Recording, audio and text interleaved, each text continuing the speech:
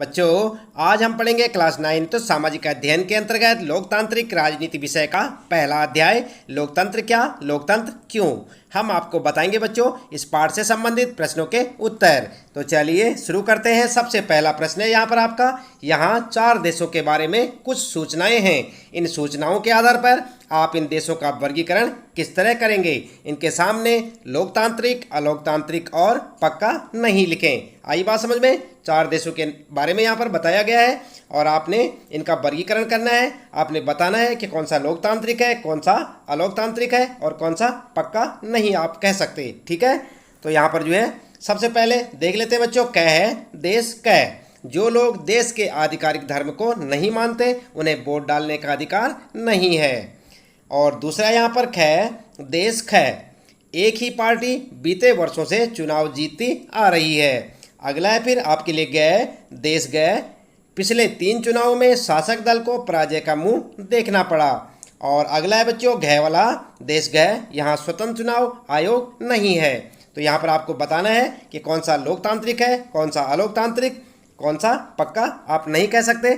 तो चलिए उत्तर में देख लेते हैं बच्चों, क वाला अलोकतांत्रिक देश, ठीक है, और ख वाला है पक्का नहीं, यानी कि आप कह नहीं सकते कि यह अलोकतांत्रिक है या लोकतांत्रिक है। ग के लिए आप लिख सकते हैं बच्चों लोकतांत्रिक देश और घ के लिए अलोकतांत्रिक देश। ठीक है, तो इस प्रकार से आपके पहले प्रश्न का उत्तर हो जाएगा। इसके बाद बच्चों दूसरा प्रश्न है यहाँ पर आपके लिए, यहाँ 4 अन्य देशों के बारे में कुछ सूचनाएं दी गई हैं। इन सूचनाओं के आधार पर आप इन देशों का वर्गीकरण किस तरह करेंगे। इनके आगे लोकतांत्रिक, अलोकतांत्रिक और पक्का नहीं लिखें। ठीक है, तो यहाँ पर भी बच्चों 4 अन्य देशों के बारे में सूचनाएं दी गई हैं और यहाँ पर भी आपने ठीक उसी प्रकार से करना है जैसे पहले प्रश्न में किया था। लोकतांत्रिक, अलोकतांत्रिक और पक्का नहीं लिखना है। तो चलिए देख लेते हैं। क है देश च। संसद सेना प्रमुख की मंजूरी के बिना सेना के बारे में कोई कानून नहीं बना सकती। अगला है फिर यहाँ पर ख देश छ। संसद न्यायपालिका के अधिकारों में कटौती का कानून नहीं बना सकती। और फिर अगला है ग देश जय। देश के नेता बिना पड़ोसी देश की अनुमति के किसी और देश से संधि नहीं कर सकते। और फिर अगला है घ वाला देश जय। देश के अधिक फैसले केंद्रीय बैंक के अधिकारी करते हैं जिसे मंत्री भी नहीं बदल सकते। तो इनके बारे में आपको बताना है। चलिए उत्तर में देख लेते हैं। आप क के लिए लिखेंगे बच्चों अलोकतांत्रिक, ख के लिए लिखेंगे लोकतांत्रिक। आई बात समझ में। इसी प्रकार से ग के लिए अलोकतांत्रिक और घ के लिए अलोकतांत्रिक और आपके दूसरे प्रश्न का उत्तर हो जाएगा। इसके बाद बच्चों आइए देख लेते हैं। तीसरा प्रश्न यहाँ पर पूछा है, इनमें से कौन सा तर्क लोकतंत्र के पक्ष में अच्छा नहीं है और क्यों। ठीक है, और यहाँ पर देख सकते हैं यह तर्क आपके क है लोकतंत्र में लोग खुद को स्वतंत्र और समान मानते हैं। और ख वाला है फिर लोकतांत्रिक व्यवस्थाएं दूसरों की तुलना में टकरावों को ज़्यादा अच्छी तरह सुलझाती हैं। और इसी प्रकार ग है लोकतांत्रिक सरकारें लोगों के प्रति ज़्यादा उत्तरदायी होती हैं। और घ वाला है फिर आपके लिए लोकतांत्रिक देश दूसरों की तुलना में ज़्यादा समृद्ध होते हैं। तो यहाँ पर आप अपना उत्तर किस प्रकार से लिखेंगे चलिए देख लेते हैं। उत्तर में लिखेंगे क लोकतांत्रिक देश दूसरों की तुलना में ज़्यादा समृद्ध होते हैं। लोकतंत्र के पक्ष में अच्छा तर्क नहीं है क्योंकि भारत जैसे कई लोकतांत्रिक देश अभी भी आर्थिक रूप से विकसित हो रहे हैं, जबकि संयुक्त अरब अमीरात जैसे राजतंत्र वाले देश आर्थिक रूप से समृद्ध हैं। ठीक है बच्चों, तो इस प्रकार से आप अपने इस प्रश्न का उत्तर लिख सकते हैं। इसके बाद आइए देखते हैं यहाँ पर प्रश्न चौथा है, इन सभी कथनों में कुछ चीज़ें लोकतांत्रिक हैं तो कुछ अलोकतांत्रिक। हर कथन में इन चीज़ों को अलग अलग करके लिखें। तो आप देख सकते हैं बच्चों यहाँ पर क है आपके लिए, एक मंत्री ने कहा कि संसद को कुछ कानून पास करने होंगे जिससे विश्व व्यापार संगठनों द्वारा तय नियमों की पुष्टि हो सके। और इसी प्रकार से यहाँ पर ख है आपके लिए, चुनाव आयोग ने एक चुनाव क्षेत्र के सभी मतदान केंद्रों पर दोबारा मतदान का आदेश दिया जहां बड़े पैमाने पर मतदान में गड़बड़ हो गई थी। और इसी प्रकार से ग है आपके लिए, संसद में औरतों को प्रतिनिधित्व कभी भी 1% तक नहीं पहुंचा है। इसी कारण महिला संगठनों ने संसद में 1/3 आरक्षण की मांग की है। तो उत्तर में आप क्या करेंगे बच्चों, आपने प्रत्येक कथन को 2 भागों में डिवाइड करना है। उनमें बताना है कि लोकतांत्रिक चीज़ क्या है और अलोकतांत्रिक क्या है। सबसे पहले बात करते हैं क के लिए।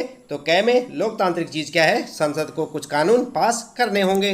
और इसी प्रकार से अलोकतांत्रिकता क्या है, उसमें विश्व व्यापार संगठन द्वारा तय नियमों की पुष्टि हो सके। ठीक है, इसी प्रकार ख के लिए आपने अलग अलग करना है। पहले लिखेंगे लोकतांत्रिक चीज, चुनाव आयोग ने किसी चुनाव क्षेत्र में दोबारा मतदान का आदेश दिया। और इसी प्रकार अलोकतांत्रिक के लिए लिखेंगे बड़े पैमाने पर मतदान में गड़बड़ हुई थी।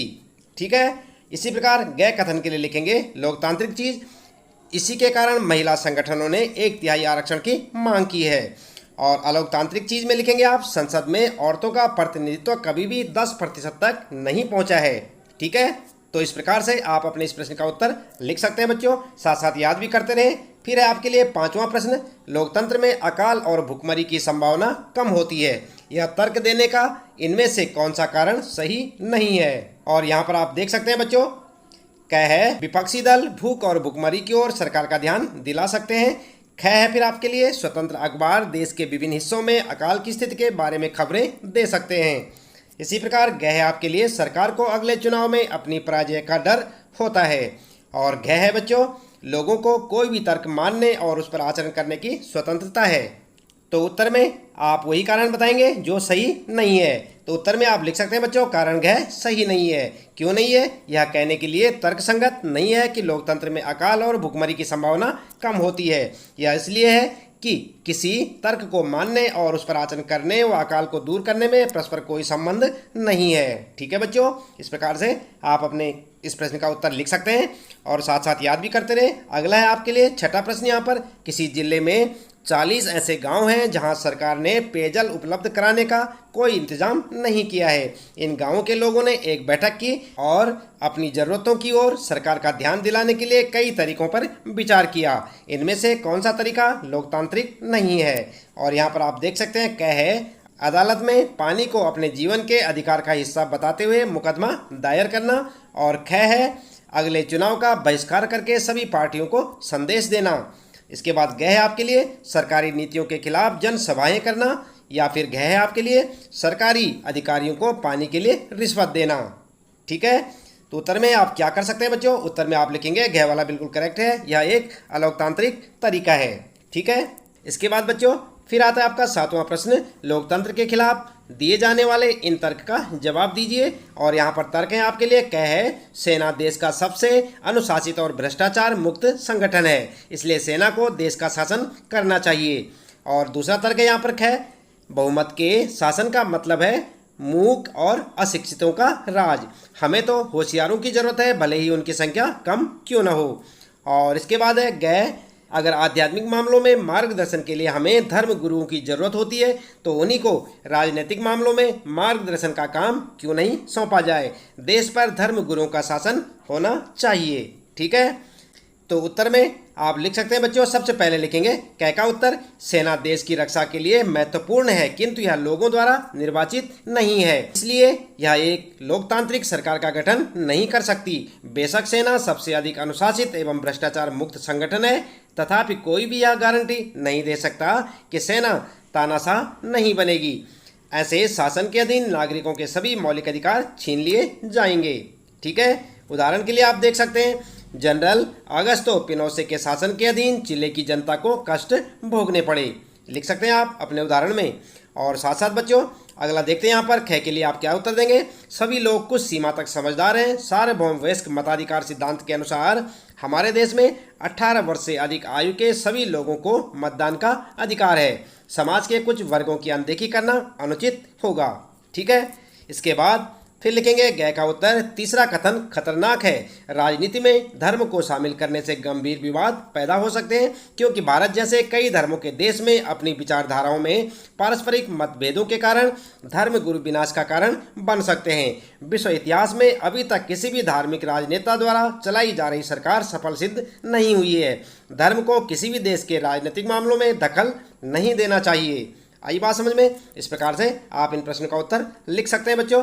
फिर आता है आपका 8वां प्रश्न है, इनमें से किन कथनों को आप लोकतांत्रिक समझते हैं और क्यों? और यहाँ पर आप देख सकते हैं, पहला कथन है क, बेटी से बाप, मैं शादी के बारे में तुम्हारी राय नहीं सुनना चाहता, हमारे परिवार में बच्चे वहीं शादी करते हैं जहाँ माँ बाप तय करते हैं। दूसरा कथन है बच्चों, छात्र से शिक्षक, क्या बात हो रही है, कक्षा में सवाल पूछकर ध्यान मत बटाओ। और अगला कथन है ग वाला, अधिकारियों से कर्मचारी। क्या बात कर रहे हैं? हमारे काम करने के घंटे कानून के अनुसार कम किए जाने चाहिए। तो बच्चों आप ध्यान दें, उत्तर में आप लिख सकते हैं कि पहला कथन जो क वाला है, पहला कथन अलोकतांत्रिक है क्योंकि लड़की को उसकी अपनी शादी के बारे में राय व्यक्त करने के अवसर से वंचित किया जा रहा है। यह कथन लोकतंत्र सापेक्ष नहीं है क्योंकि बेटी को अन्य लोगों द्वारा उसकी इच्छा के विरुद्ध शादी करने के लिए बाध्य नहीं किया जाना चाहिए। उस लड़की को ही अपने पति के साथ पूरा जीवन गुजारना है, इसलिए अपना पति चुनने के लिए उसे पूरी स्वतंत्रता दी जानी चाहिए। आई बात समझ में? इस प्रकार से आप लिख सकते हैं। और इसके बाद ख के लिए लिखेंगे आप, दूसरा कथन अलोकतांत्रिक है क्योंकि छात्र को प्रश्न पूछकर अपना संशय दूर करने के अधिकार से वंचित किया जा रहा है। यह अलोकतांत्रिक नहीं होगा यदि कोई छात्र अपने अध्यापक से प्रश्न करे। सबसे अच्छी चीज़ जो एक अध्यापक कर सकता है वह यह है कि छात्रों से कहें कि कक्षा समाप्त होने के उपरांत बच्चे प्रश्नों के उत्तर जान सकते हैं, किंतु उसे छात्रों के प्रश्नों के उत्तर देने चाहिए। आई बात समझ में? इसके बाद बच्चों ग के लिए आप दे सकते हैं तर्क। तीसरा कथन लोकतांत्रिक है क्योंकि यह ऐसे नियम या कानून की मांग करता है जो कर्मचारियों के लिए लाभप्रद हो। कर्मचारी सदैव ही कानूनी मानकों के अनुसार अपने अधिकारी से किसी चीज़ का अनुरोध या मांग कर सकते हैं, अतः यह कथन लोकतांत्रिक मूल्यों के सापेक्ष है। तो इस प्रकार से आप अपने इस प्रश्न का उत्तर लिख सकते हैं बच्चों। इसके बाद फिर आता है आपका 9वां प्रश्न और इसमें पूछा है एक देश के बारे में निम्नलिखित तथ्यों पर गौर करें और फैसला करें कि आप इसे लोकतंत्र कहेंगे या नहीं। अपने फैसले के पीछे के तर्क भी बताएं। और यहाँ पर आप देख सकते हैं बच्चों, कह है आपके लिए देश के सभी नागरिकों को वोट देने का अधिकार है और चुनाव नियमित रूप से होते हैं। और ख है आपके लिए देश ने अंतर्राष्ट्रीय एजेंसियों से ऋण लिया। ऋण के साथ यह एक शर्त जुड़ी थी कि सरकार शिक्षा और स्वास्थ्य पर अपने खर्चे में कमी करेगी। और ग कथन है बच्चों, लोग 7 से ज़्यादा भाषाएं बोलते हैं पर शिक्षा का माध्यम सिर्फ एक भाषा है जिसे देश के 52% लोग बोलते हैं। इसके बाद अगला है बच्चों घ वाला, सरकारी नीतियों का विरोध करने के लिए अनेक संगठनों ने संयुक्त रूप से प्रदर्शन करने और देश भर में हड़ताल करने का आह्वान किया है। सरकार ने उनके नेताओं को गिरफ्तार कर लिया।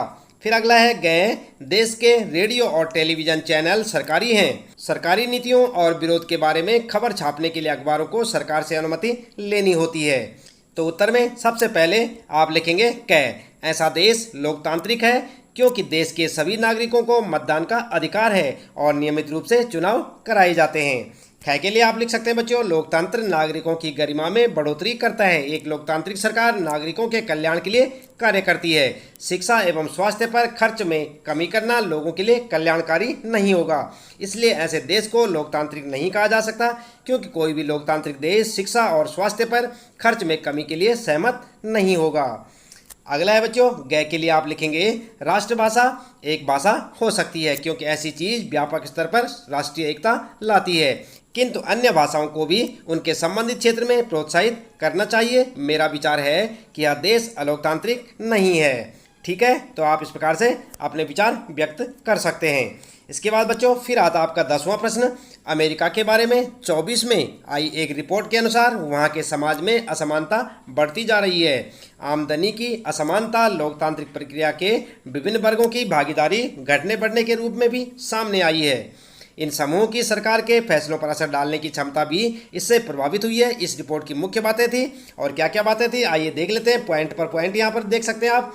सन 24 में एक औसत अश्वेत परिवार की आमदनी $9 थी, जबकि गोरे परिवार की आमदनी $162। औसत गोरे परिवार के पास अश्वेत परिवार से 12 गुना ज़्यादा संपत्ति थी। आई बात समझ में? इसके बाद दूसरा पॉइंट है बच्चों, राष्ट्रपति चुनाव में $75 से ज़्यादा आमदनी वाले परिवारों के प्रत्येक एक में से 9 लोगों ने वोट डाले थे। सही लोग आमदनी के हिसाब से समाज के ऊपरी 2% में आते हैं। दूसरी ओर $15 से कम आमदनी वाले परिवारों के प्रत्येक 10 में से सिर्फ 5 लोगों ने ही वोट डाले। आमदनी के हिसाब से ये लोग सबसे निचले 2% हिस्से में आते हैं। इसके बाद अगला पॉइंट है बच्चों तीसरा, राजनीतिक दलों का करीब 95% चंदा अमीर परिवारों से ही आता है। इससे उन्हें अपनी राय और चिंताओं से नेताओं को अवगत कराने का अवसर मिलता है। यह सुविधा देश के अधिकांश नागरिकों को उपलब्ध नहीं है। अगला पॉइंट है बच्चों, जब गरीब लोग राजनीति में कम भागीदारी करते हैं तो सरकार भी उनकी चिंताओं पर कम ध्यान देती है। गरीबी दूर करना, रोजगार देना, उनके लिए शिक्षा, स्वास्थ्य और आवास की व्यवस्था करने पर उतना ध्यान नहीं दिया जाता जितना दिया जाना चाहिए। राजनेता अक्सर अमीरों और व्यापारियों की चिंताओं पर ही नियमित रूप से गौर करते हैं। तो उत्तर में आप लिख सकते हैं बच्चों, इसमें कोई विवाद नहीं है कि गरीबी का लोकतंत्र पर सीधा एवं गहरा प्रभाव पड़ता है। एक अश्वेत परिवार किसी श्वेत परिवार के मुकाबले बहुत कम कमाता है, इसलिए उनकी कमाई में असमानता उनके मतदान पैटर्न में साफ झलकती थी। राष्ट्रपति के चुनाव में $75,000 या इससे अधिक की आय वाले 10 में से 9 लोगों ने मतदान किया था, जबकि $15,000 से कम आय वाले 10 में से 5 लोगों ने मतदान किया था। इतना ही नहीं, उनकी आय में अंतर ने सरकार द्वारा लिए जाने वाले निर्णयों को प्रभावित करने की योग्यता भी निर्धारित की, क्योंकि राजनीतिक दलों को दिए जाने वाले चंदे का 95% अमीर लोगों से आता है। इसलिए वे राजनीतिक दलों के निर्णयों को प्रभावित करने के लिए अधिकतर कम आय वाले नागरिकों की अपेक्षा बेहतर स्थिति में थे, क्योंकि गरीब लोग राजनीति में कम भाग लेते हैं। इसलिए सरकार इनकी ओर एवं इनकी शिक्षा, स्वास्थ्य, रोजगार, निवास की समस्या तथा भुखमरी की ओर कम ध्यान देती है। विभिन्न राजनेताओं द्वारा निर्मित सरकार व्यापार या समाज के अमीर वर्ग के बारे में चिंतित रहती है।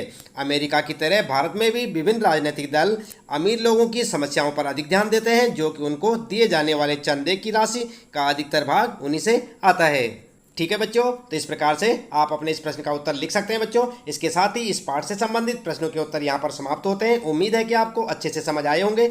इसी प्रकार कक्षा 9 सामाजिक अध्ययन के अंतर्गत लोकतांत्रिक राजनीति विषय के सभी पाठों के प्रश्नोत्तर जानने के लिए आप लगातार जुड़े रहें हमारे साथ। यदि आप चैनल में पहली बार आए हैं तो चैनल को सब्सक्राइब अवश्य कर दें, बेल आइकन भी दबा दें बच्चों, ताकि आपको आने वाली प्रत्येक पाठ की वीडियो की नोटिफिकेशन मिलती रहे।